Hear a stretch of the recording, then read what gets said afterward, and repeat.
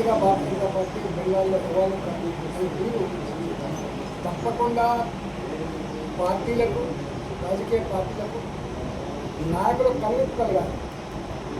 చివరికి ఆ రాష్ట్రాల్లో 15 సంవత్సరాలు ముఖ్యమంత్రిగా పనిచేసిన మమతా బెనర్జీ కూడా ఓడిపోవడం అనేది దానివల్ల అర్థం కావాలి. అదే పద్ధతిలో ఇవాళ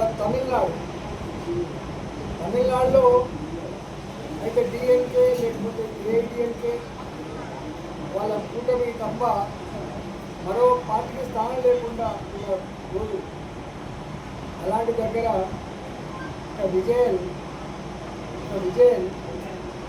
ఒంటరిగా బయటకు వస్తే వాళ్ళకు బూత్ కమిటీలు లేవు, సర్పంచులు లేరు, ఎంపీటీసీలు లేరు, వాళ్ళకు పార్టీ నెట్వర్క్ స్ట్రక్చర్ లేదు, డబ్బులు లేవు.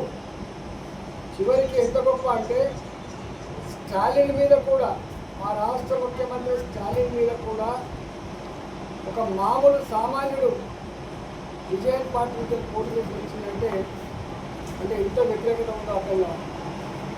కుటుంబ పార్టీలు, రాజకీయాలు, కుటుంబ పరంగా దోపిడీ, అసలు అహంకారం ఇక మాకు ఎదురు లేదన్నటువంటి తమిళనాడులో అంతకుముందు జయలలిత కూడా కట్టే చేసిండు, ఆమెను పొందబెట్టి ఇవాళ డిఎంకే తెచ్చిండు, ఇవాళ వీళ్ళని కూడా కట్టే ఉంటే ఇవాళ మామూలు విజయాన్ని గెలిపించింది. తమిళనాడు ఎన్నికలు దేశ రాజకీయ పార్టీలకు కనువిప్పు కలగాలని చెప్పుకుంటున్నారు.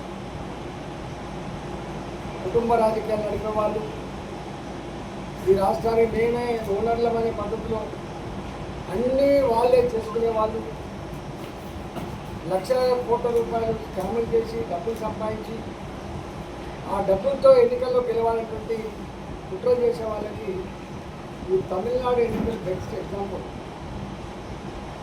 ఇది చిన్న విషయం కాదు. ఇది